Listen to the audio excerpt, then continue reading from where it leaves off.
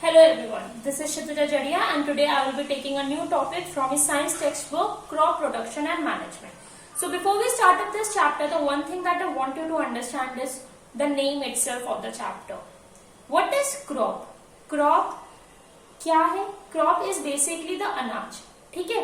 अनाज जब हम किसी कोई लार्ज एरिया में ग्रो करते हैं, कोई एक ही तरीके का अनाज, one type of food item that is grown on large scale, बड़े से पोर्शन में, तो हम उसको क्रॉप कहते हैं. ठीक, क्रॉप हमारे सीरियल्स हो सकते हैं, वेजिटेबल्स हो सकती हैं, यहाँ तक कि हमारे फ्रूट्स भी हो सकते हैं. यानी अगर हम कोई एक ही तरह की सब्जी, एक ही तरीके के फ्रूट्स या एक ही तरीके ही सीरियल्स को एक बड़े से पोर्शन में ग्रो कर रहे हैं तो हम उसको क्रॉप कहेंगे. ठीक, क्रॉप हमारे सीजन्स के अकॉर्डिंग भी डिवाइडेड होते हैं, क्योंकि अब आपको पता है कि हर तरीके का अनाज हम साल भर तो नहीं उगा सकते.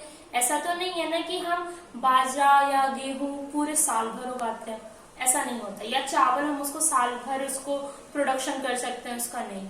हम उसको कुछ पर्टिकुलर सीजन में ही ग्रो कर सकते हैं. कुछ इस तरीके के हमारे क्रॉप्स होते हैं जिनको पानी की बहुत ज्यादा नीड होती है, उनके अंदर कंटिन्यूअस पानी ढेर सारा उनको देना पड़ता है. तो that type of crop is very hard to grow, क्योंकि हम इतना ज्यादा पानी नहीं ला पाते हैं, इतना ज्यादा पानी कंटिन्यूअसली उसके लिए अवेलेबल नहीं कर पाते. तो एट दैट टाइम हम उस तरीके के अनाज, उस तरीके के क्रॉप को हम रेनी सीजन में ग्रो करते हैं. ठीक, और कुछ इस तरीके के क्रॉप होते हैं जिनको गर्म टेम्परेचर उनसे नहीं झेला जाता. They can not withstand the high temperature, उनको हमेशा ही ठंडे तरीके के टेम्परेचर में ही ग्रो करने की आदत होती है, उससे वो जल्दी बढ़ते हैं. तो उस तरीके के क्रॉप को हम ठंडियों के टाइम उगाते हैं. तो इस तरीके से हम अपने क्रॉप को दो डिविजन कर सकते हैं कि कुछ ऐसे क्रॉप जो कि हम ठंडियों में उगाएं जिनको हम खारिफ कहते हैं, खारिफ क्रॉप, और कुछ ऐसे क्रॉप्स जिनको हम सिर्फ रेनी सीजन्स में ही उगाते हैं जिनको हम राबी क्रॉप कहते हैं. ठीक, now this rabi crop and kharif crop are very important topic. इनके एग्जाम्पल्स, इनके मंथ और इनका टाइम पीरियड आपको पता होना चाहिए. दीज 2-3 डिफरेंसेस, ताकि आप ये question is must to have in your this chapter. Examples मैं बता दी. खारिफ क्रॉप विंटर पोर्शन में जो होते हैं, दे कैन बी वीट, मेज एसेट्रास. एंड जो रेनी सीजन के टाइम होता है दैट इज पैडी, राइस. इन सारे तरह के क्रॉप्स को पानी की बहुत ज्यादा जरूरत होती है. Okay, I hope now you have understood the actual meaning of crop. Crop क्या होता है और उसका डिविजन किस तरीके का होता है. Now the chapter goes on to the new word that is crop production and management. Production is basically कि हम उसको प्रोड्यूस कर रहे हैं, एंड मैनेजमेंट इज प्रोड्यूस करने के बाद हम उसका स्टोरेज और डिस्ट्रीब्यूशन किस तरीके से कर रहे हैं. जब भी हम, अब आपको भी पता है कि क्रॉप क्या होता है, तो अब उसका प्रोडक्शन हमें सीखना है कि अगर हमें किसी तरीके के अनाज को उगाना है तो क्या मेथड्स हमें करने पड़ते हैं. ऐसा तो नहीं है that we just get some seed और उसको हमने बस सॉइल में डाला और नेक्स्ट डे गए and it is a big crop, अनाज आ गया, कट करके हमने खा लिया. No, we don't do that. There are certain procedure, there are certain methods for the production. इस तरीके के प्रैक्टिसेस, इस तरीके के मेथड को हम एग्रीकल्चरल प्रैक्टिस कहते हैं. What happened was, पुराने टाइम में 10,000 BC तक when humans were nomadics, जहाँ पे उनके खुद की कोई परमानेंट सेटलिंग नहीं थी, वो एक जगह से दूसरी जगह से मूव करते रहते थे, तो उनको रास्ते में चलते हुए whatever they use to get for eating, कभी बेरीज मिलना, कभी किसी टाइप का एडिबल फ्रूट या समथिंग एनीथिंग उनको जो मिल जाता था खाने लायक, वो उसको खाते रहते थे. After some time they understood कि हमें सेटल होना भी जरूरी है. तो when they started settling they understood the art of agriculture. तब उनको किसानी का महत्व समझ आया कि अब वो एक जगह पे रुक चुके हैं, तो उनको अब मूव करते हुए खाना ढूंढने की जगह अपने पास के ही कोई एरिया में अनाज खुद उगा के उसको यूज करना चाहिए. दैट इज हाउ किसानी, that is agricultural thing came up. अब उसके लिए उनको कोई मेथड्स करने पड़ते थे, कुछ तरीके करने पड़ते थे. उन तरीके को हम क्या कहते हैं? Agricultural practices. अब हम इस चैप्टर में जो main part of the chapter है वो यही है कि हम क्रॉप का प्रोडक्शन कैसे करें. Now before I move on to the next main stuff, main thing of the chapter, I want you to understand that you are not a science student over here, you are a farmer, and you have to understand that you want to grow a crop and उसके लिए आप क्या क्या कर सकते हो. So agricultural practices are basically 7 to 8 methods that we have to go through in this chapter. तो पहला मेथड जो हमारा क्रॉप प्रोडक्शन का होता है उसका है प्रिपरेशन ऑफ सॉइल.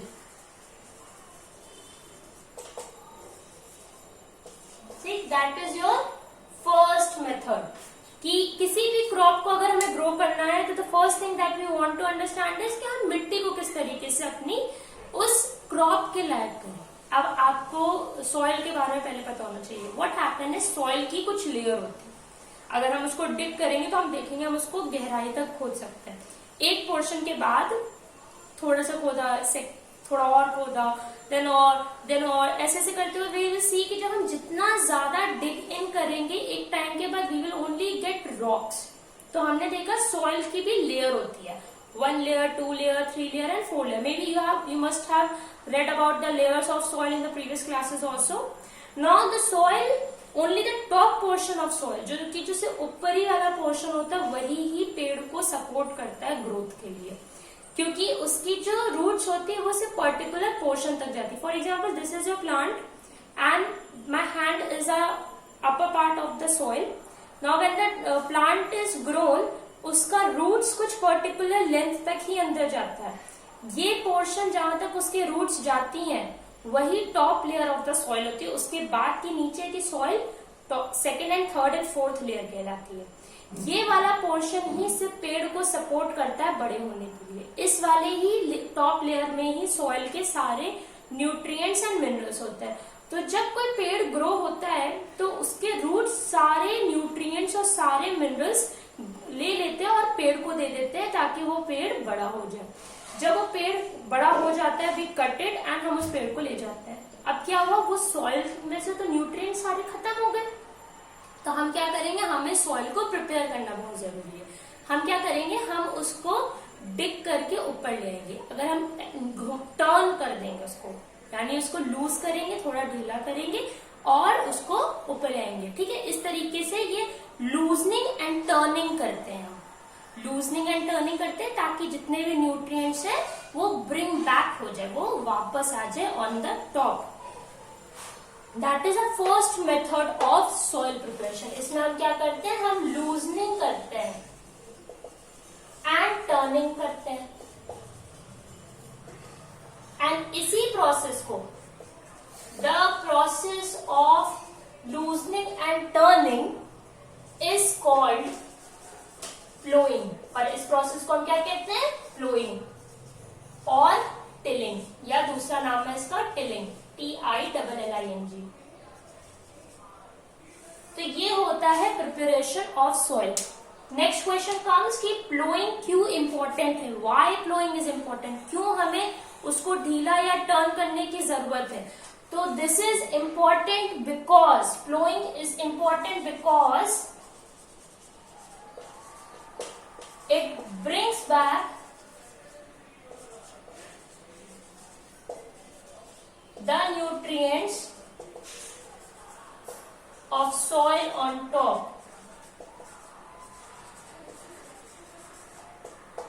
ठीक, तो these are the two questions that come कि पहली बात तो प्रिपरेशन ऑफ सॉइल में क्या होता है. प्रिपरेशन ऑफ सॉइल में हम प्लोइंग या टिलिंग करते हैं.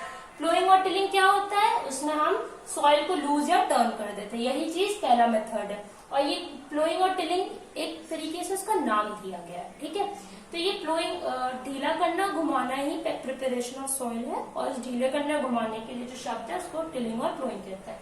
और ये क्यों इंपॉर्टेंट है, क्योंकि it bring backs the nutrients on the top, क्योंकि वो न्यूट्रिएंट्स को ऐसे घुमा के ऊपर ले आता है. ठीक, I hope the two portion is understood. Now we'll move on to the next. कि अब ये करने के तरीके क्या है, how can we move or turn or loosen the soil, what are the methods. तो सी अब ये है थर्ड क्वेश्चन कि हम प्लोइंग को कैसे कर सकते हैं, मेथड ऑफ प्लोइंग कैसे होती है. तो नंबर 1 इज अर्थवर्म और microbes. Number 2 is flow.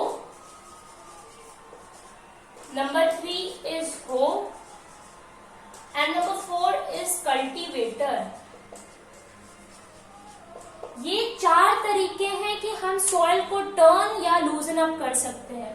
पहला तरीका है earthworm and microbes. We are all familiar with this organism earthworm. Earthworm क्या होता है? एक तरीके का इंसेक्ट होता है, वो एक तरीके का ऑर्गेनिज्म होता है जो कि मूव करता रहता है और वो मिट्टी के अंदर घुस जाता है। जब वो मिट्टी के अंदर जाता है तो वो एक होल कर देता है, फिर वो अंदर जाने के बाद फिर ऊपर आता है और फिर वो एक और होल कर देता है। इसी तरीके से जब वो मूव करता रहता है सॉइल के अंदर तो वो सॉइल के अंदर छेद करता रहता है और मूविंग के टाइम वो सॉइल को एक तो लूज तो कर ही रहा है, ढीला तो कर रहा है छेद करके, प्लस वो उसको टर्न भी करता जा रहा है क्योंकि वो बार बार it goes down and comes up. तो इस तरीके से वो लूजनिंग एंड टर्निंग कर रहा है।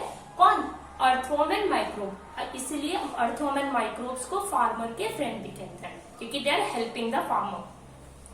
Now the second method is plough. Plough क्या होता है? इसमें एक वुडन स्टिक होती है एंड आगे एक वुडन या आयरन का इस तरीके का पोर्शन लगा होता है। इसको हम प्लो शेयर कहते हैं, प्लो शेयर, और इसको हम प्लो शाफ्ट कहते हैं। ठीक, क्या होता है प्लो शेयर एंड प्लो शाफ्ट का? एक रॉड में भी यू मस्ट हैव सीन, इसको लोग क्या करते हैं एनिमल्स के ऊपर लगाते हैं। आपकी टेक्स्ट बुक में इसका एक फोटो भी होगा। तो इसको एनिमल्स के ऊपर टिका देते हैं। उसकी एक रॉड मतलब एक वुडन स्टिक होती है एंड नीचे उसका एक प्लो शेयर होता है। तो जैसे जैसे एनिमल मूव करता है ये जो नीचे का प्लो शेयर है वो मिट्टी को खोदता रहता है एंड उस खोदने के ड्यूरेशन में वो क्या कर रहा है? वो उसको टर्न भी करता जा रहा है और उसको लूज भी करता जा रहा है। तो ये दूसरा तरीका था। तीसरा तरीका होता है हो। हो में क्या होता है? वो एक आयरन या वुड का ही रॉड जैसा होता है, बस उसका फर्क ये होता है कि सी वो कुछ इस तरीके का होता है। इसके नीचे एक पोर्शन लगा होता है जो कि ब्लेड जैसा वर्क करता है। इसको हम कहते हैं बेंट प्लेट। इसको हम कहते हैं बेंट प्लेट। इसके ऊपर एक हैंडल और ग्रिप होती है और यहाँ पे कुछ बीम होती है। तो इस तरीके का एक आयरन का या वुडन का एक स्टिक होती है जिसके आगे का पोर्शन में थोड़ा सा ब्लेड लगा होता है। तो जैसे जैसे वो मूव करता है वो मिट्टी के अंदर उसको टर्न एंड लूज कर देता है। तो ये तीसरा तरीका था कि हम किस तरीके से फ्लोइंग कर सकते थे, लूजिंग एंड टर्निंग कर सकते थे। Fourth and the last way is cultivator. Cultivator actually में कुछ बेसिक इतना डिफरेंट नहीं है। जैसे कि प्लो था, प्लो में हम जानवर के ऊपर उस एनिमल्स बुलक्स या बफेलोज के ऊपर हम कर रहे थे, हम वुडन उसको उसी तरीके से ही होता है, बस फर्क ये होता है कि हम अब ट्रैक्टर की हेल्प से करते हैं। तो जब भी हम प्लोइंग ट्रैक्टर की हेल्प से करते हैं, ट्रैक्टर के पीछे के पोर्शन में एक स्टील का पोर्शन, एक स्टील का टूल लगा होता है एंड जैसे जैसे ट्रैक्टर मूव करेगा वो सॉइल को अगेन लूज एंड टर्न करता रहेगा। तो यही होता है कल्टीवेटर। अगर हम प्लोइंग ट्रैक्टर की हेल्प से करेंगे तो वो कल्टीवेटर कहलाता है। तो I hope preparation of soil जो कि आपका फर्स्ट मेथड था वो आपको बहुत अच्छे से समझ आ गया होगा। वी हैव अंडरस्टूड कि प्रिपरेशन ऑफ सॉइल हम करते क्या है, उसको हम क्या करते हैं लूजनिंग एंड टर्निंग, उसको हम क्या कहते हैं प्लोइंग और टिलिंग। क्यों इंपॉर्टेंट होता है? क्योंकि वो ब्रिंग बैक करता है न्यूट्रिएंट्स को। उसके कितने मेथड होते हैं? उसके 4 मेथड होते हैं और हर मेथड में क्या होता है। I hope this much is clear. और उससे पहले हमने क्रॉप का मतलब और उसका डिविजन भी समझा था।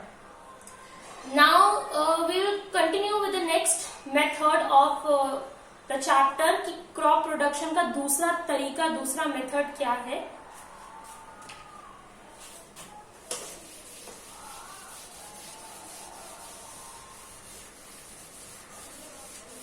See, the second way is sowing. Sowing क्या होता है? Sowing is basically seed scattering. ठीक है, अब seed scattering करना। अब आपको समझ आ गया क्योंकि मिट्टी को तो हमने ढीला कर दिया, उसको अच्छे से हमने टर्न कर दिया। अब हम उसमें बीज डालेंगे। इन बीज को हम बिखरा के डालते हैं। ठीक है, अब बिखरा के बीज को डालने के लिए हमने एक वर्ड रखा जिसको हम कहते हैं सोइंग।